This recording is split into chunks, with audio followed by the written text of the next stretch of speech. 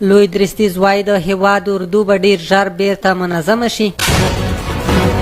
د اروپایي اتحادیې مشر افغانستان ته د 100 میلیون یورو بشري مرسته اعلان کړه. ملګري ملتونه وایي د افغانستان د ثبات لپاره جوړجاړی پکار دی. او له هیواد د بهر خبرونو کې به واورئ چې وزیرستان کې ځانمرګي برید 7 پاکستاني پوځیان وژلي او سومالیا کې ځانمرګي برید له امله 11 تنه ووژل شول. شیر محمد عباس تانکزي له دیبرالاین سره وکتل. د افغانستان د اسلامي امارت د قطر دفتر ویان ډاکټر محمد نعیم وایي د دغه دفتر سیاسي مرستیال شیر محمد عباس تانکزي او ورسره پلاوي پرون وخته په دوحه کې د افغانستان لپاره د ملګرو ملتونو له ځانګړي استازي دیبرالاین سره کتلي دي. هغه پر خپل ټویټر پاڼه لیکلي ترسره شوې کتنه کې د هیواد پر روان حالت د جنیوا په کنفرانس له افغانستان سره پر شوو مرستو په هیواد کې د ملګرو ملتونو د کارکوونکو پر امنیت او اقتصادي حالت خبرې وشوې. لوی درستیز وایي د هیواد اردو به ډیر ژر بیرته منظمه شي. د افغانستان د پوځ لوی درستیز قاری فصیح الدین وایي د هیواد اردو به ډیر ژر بیرته منظمه شي او هغه څوک چې د طالبانو پر وړاندې مقاومت کوي ځپل کیږي به. هغه دغه څرګندونې نن په کابل کې یوې غونډې ته وکړې. د ویل په هیواد کې د اردو بیرته جوړېدو لپاره مشورې پیل شوي چې ډیر ژر به بیرته منظمه شي او له افغانستان څخه د سمې ساتنې لپاره به زده کړې ورکول کیږي. فصیح الدین وایي که څوک د قومیت دیموکراسۍ ساتنې او د تیرو 20 کلونو لاسته راوړنو په نوم د طالبانو پر وړاندې مقاومت کوي نو وبه ځپل شي. هغه زیاته کړه په هیواد کې ګډوډي رامنځته کوونکو او هغوی ته چې هیواد کورنیو جګړو ته بیایي اجازه به ورنه کړي. له بلې خوا ملګري ملتونه وایي د افغانستان د ثبات لپاره جوړجاړی پکار دی. د کډوالو په چارو کې د ملګرو ملتونو د عالی کمشنرۍ مشر فیلیپو ګراندي د سهشنبې په ورځ د سپټمبر پر 14 ویلي د افغانستان د ثبات لپاره پکار ده چې نړیواله ټولنه او طالبان د یو بل سره د کار کولو لارې چارې پیدا کړي. ګراندي له اسوسییټډ پریس سره په مرکه کې ویلي نړۍ له یوه ستونزمن انتخاب سره مخ ده او هغه دا چې باید د دې ترمنځ توازن رامنځته کړي چې یو منځوي افغانستان تاوتریخوالو او ګډوډیو ته داخل شي او یا هم د طالبانو په مشرۍ د یوه حکومت څخه ملاتړ وکړي. طالبانو د اګست پر 15 نیټه د امریکا له ملاتړ څخه برخمن د افغانستان حکومت اعلان کړ.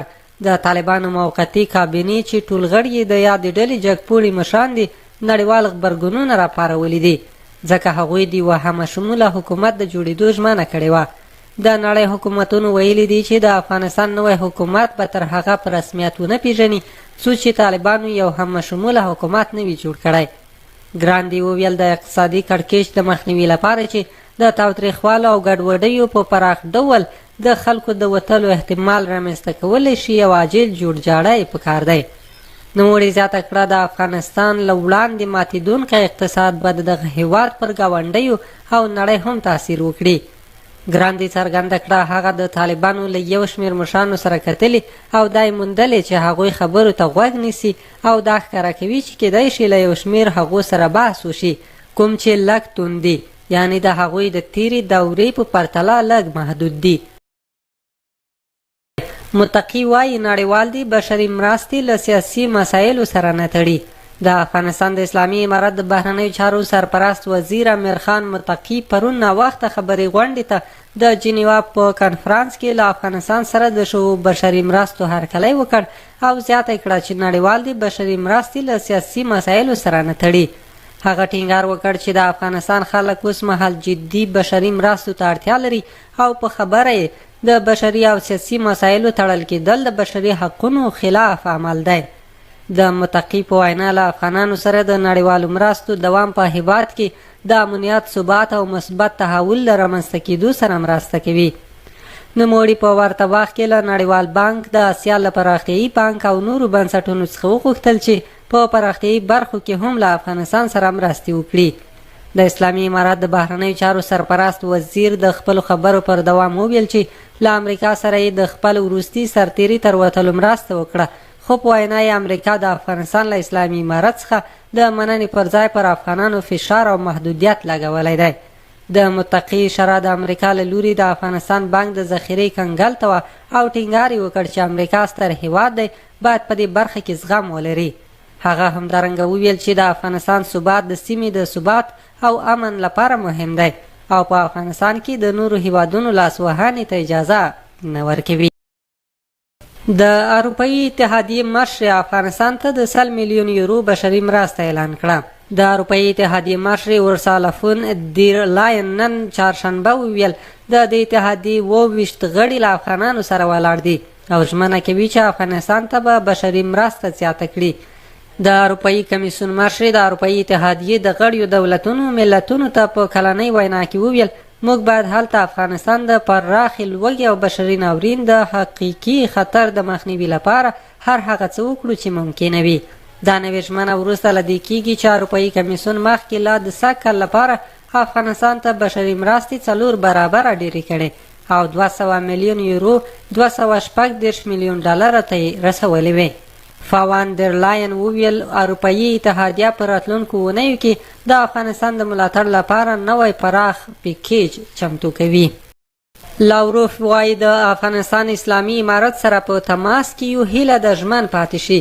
د روسیې د بهرنیو چارو وزیر سرګي لاوروف ویلي چې دوی د افغانستان اسلامي امارت سره په تماس کې دي څو ځان ډاډه کړي چې دغه هیواد له لوري د روسیې ملګرو هیوادونو ته کوم ګواښ نه پیښیږي. نوموړي ټینګار کړی دی چې دوی د افغانستان اسلامي امارت څخه په وار وار غوښتي چې خپلو وعدو ته ژمن پاتې شي او تېروتنې بیا تکرار نه کړي. لاوروف څرګنده کړې چې روسیه د طالبانو له لوري له ترهګرۍ سره د مبارزې د سرپرستې کابینې د اعلان او د غرض د یو پراخ بنسټه حکومت جوړېدو له پرېکړې هرکلی کوي او هیله لري چې د افغانستان اسلامي امارت په کړو ژمنو عمل وکړي څو ټوله نړۍ په دې ډاډه شي چې د افغانستان له لوري ورته هیڅ ډول ګواښ نه پیښیږي. لاوروف په افغانستان کې د کډوالو بحران ته په اشارې له ډېرو جزئیاتو پرته ویلي چې دا بحران د امریکا د غلطو سیاستونو زیږنده دی او مسؤلیت یې هم باید د هغوی پر غاړه واخلي.